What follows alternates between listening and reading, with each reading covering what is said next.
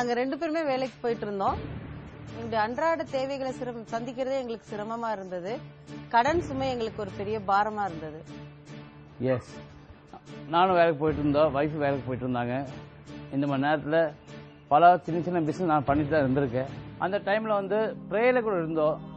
ஒரு நல்ல ஒரு பிஸ்னஸஸ், நல்ல ஹெவி பொட்டன்ஷியல் பிஸ்னஸ், இன்வெஸ்ட்மெண்ட் எல்லாம் பிஸ்னஸை காட்ட சொல்லி கடவுள்கிட்ட ப்ரேயரில் அங்கே இருந்தோம்.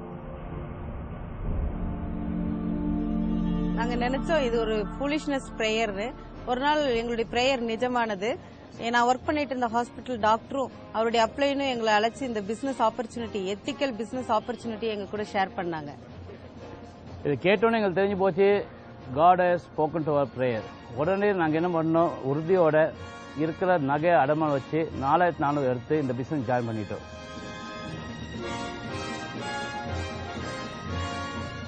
அன்னிலிருந்து ஹார்ட் ஒர்க் இருந்தது, இருந்தாலும் நாங்கள் திரும்பி பார்க்கவில்லை. நாளுக்கு நாள் நாங்கள் பலப்பட்டுட்டே போயிட்டு இருந்தோம். கடவுளோட கை எங்க கூட இருந்தது, அதனால எங்களுக்கு ஒரு புது நம்பிக்கை பிறந்தது. So we are moving forward towards success.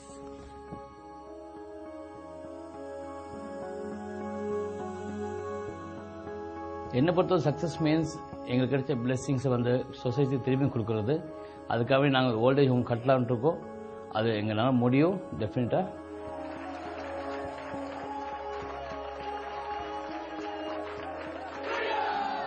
என்னுடைய டாக்டர் ரோஷல் மோனிகா எங்களுடைய புதிய அசன்ட் கார்ல my favourite hero and heroine my mom and dad எழுதியிருக்காங்க.